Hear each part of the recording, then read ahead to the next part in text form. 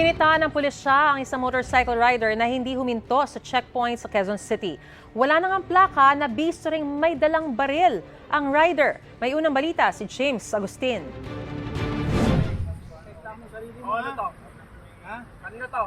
Sa isang anti-crime checkpoint sa Quezon City, nabisto ng pulisya ang isang baril na nakatago sa bag na inilagay sa compartment ng motorsiklo. Ang baril kargado ng mga bala. Agad na inaresto ang lalaking motorcycle rider matapos hindi makapagpakita ng kaukulang dokumento. Ayon sa pulisya, hindi huminto sa checkpoint ang rider. Walang plate number yung motorcycle na sinakyan niya. Pinaproduce natin sa kanya yung ORCR. At habang binubuksan niya yung compartment, ay nakita natin in plain view yung isang Parabellum 9mm pistol.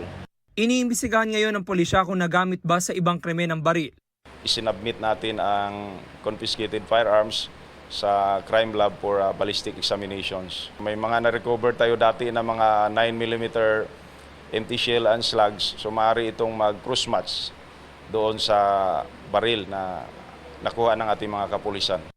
Nakakulong ngayon ang 36 anyos na rider sa Laloma Police Station. Hindi ko rin naman po alam na na ganun ang mangyayari na may baril sa bag na dala ko. Pero sa iyo yun? Yung bag po ang sa akin, pero yung baril, wala, nandun na po eh. Pero ayoko na lang din po magsalita about dun.